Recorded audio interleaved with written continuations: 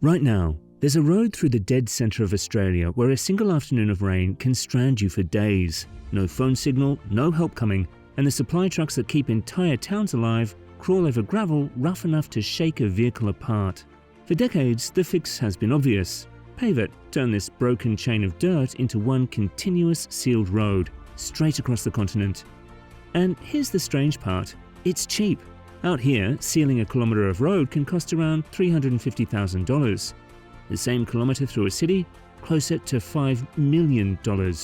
A cheap fix for an obvious problem. So why has it taken nearly 30 years? And why still isn't it done?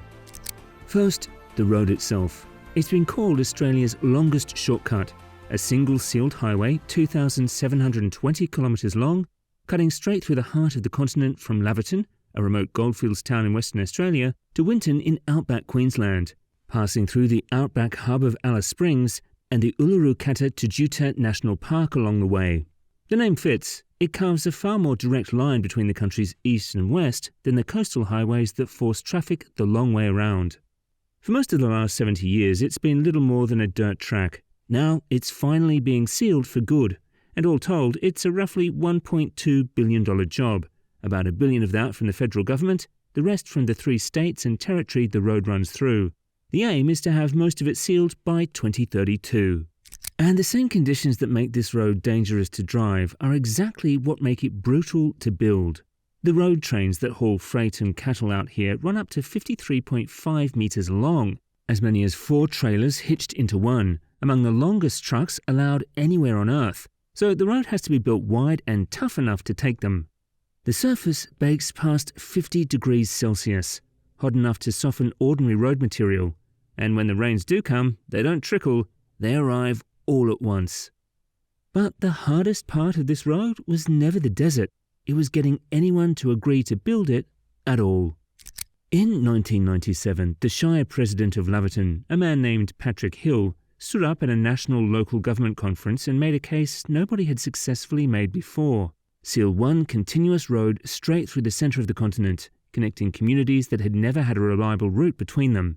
He won the room's support that day. Getting the money would take more than 25 years. Hill spent that time doing the unglamorous work that never makes the news, helping form the Outback Highway Development Council in 1998, an alliance of small councils from Laverton in the west to Winton in the east, built to turn scattered lobbying into something governments would take seriously.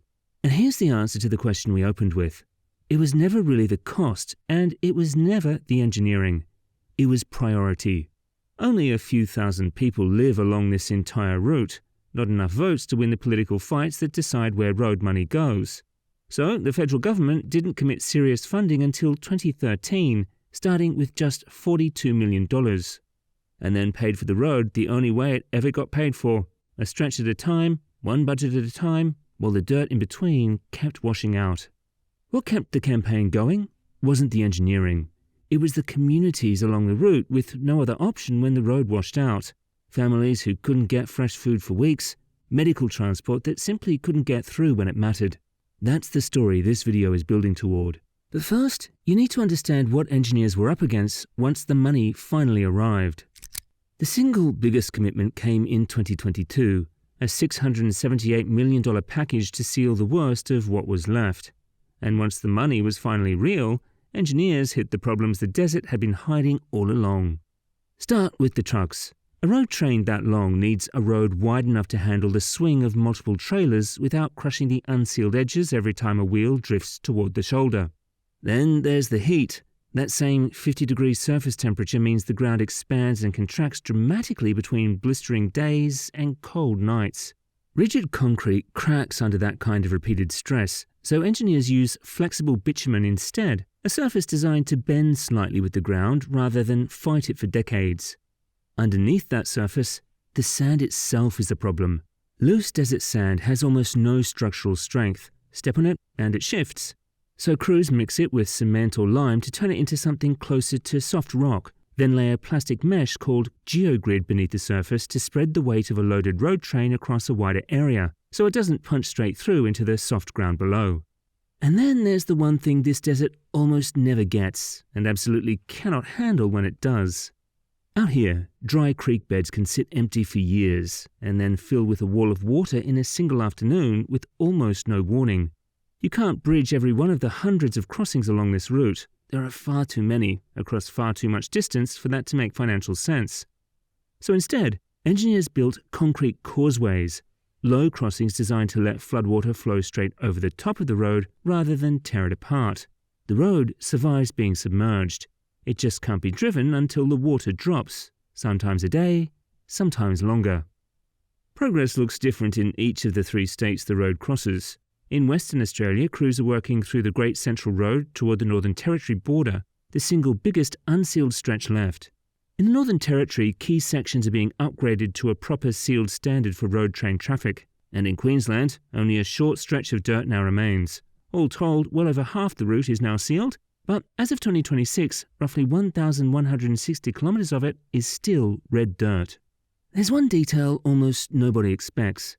Building a road through a desert sometimes means drilling deep bores just to find the water needed to mix and bind the surface, in a landscape where water is the rarest resource of all. But not everyone agrees this road should be finished, and the reasons go deeper than money. Here's the part that actually matters. Remote communities deep along the route currently depend on supply trucks that can't get through every time it rains. Fresh food becomes frozen food, and sometimes no food at all. Medical transport becomes a gamble against the weather. A sealed road doesn't just shorten a drive, it means children get to school reliably, medicine arrives on schedule, and a community isn't cut off from the rest of the country for weeks every wet season.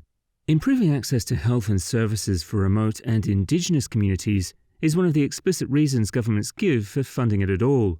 This is what more than 25 years of lobbying was actually fighting for. And it isn't only about the people who live out here. The economics are just as lopsided. Remember, by the project's own figures, this is a road that costs a fraction of a city highway to build, kilometre for kilometre. Against that, the payoff is large. The industries the route already serves, freight, mining, cattle, tourism, are valued at billions, and a sealed road is expected to unlock more, opening the gold country around Laverton, the rare earth precincts north of Alice Springs, and the beef stations in between. Sealing it is estimated to support more than 2,000 jobs and to cut a brutal trip down to size, roughly 10 hours saved between Western Australia and Western Queensland, a full day of driving for a freight truck. And there's a national angle. It gives Australia a third east-west corridor, a backup for when floods cut the coastal road and rail links, as they regularly do. For once, the math is simple. It's one of the cheapest big roads the country will ever build, and one of the most useful. Which raises the question that follows every megaproject built far from the cities that pay for it. Is this road being built to a real standard, or just to a price? It's a fair thing to ask about any project this remote.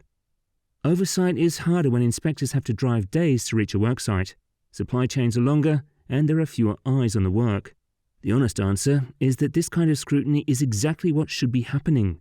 And the same governments that approved the money are the ones now accountable for proving the finished road matches what was promised. There's also a quieter complication. Sealing the road will bring far more tourists to communities that have never had to handle that kind of traffic. And some sections cross land that's heritage protected or sacred to Aboriginal communities, which has meant careful consultation and, at times, rerouting. It's not a reason not to build it. It's part of why it takes longer than anyone outside the project expects. After more than 25 years of lobbying, 3 governments and roughly $1.2 billion, the finish line is finally within reach. When the last stretch of dirt is sealed, Australia will have something it has never had. A single, continuous paved road running straight through the centre of the continent, connecting communities that, for decades, the rest of the country could only reach when the weather allowed. The marvel here was never going to be the speed. It's that, after everything, the floods, the heat, the decades of being told no, they're actually finishing it. So here's the question. Was more than 25 years of fighting worth it for a road most Australians will never personally drive? Drop your answer in the comments and subscribe to Mega Builds for more stories like this one.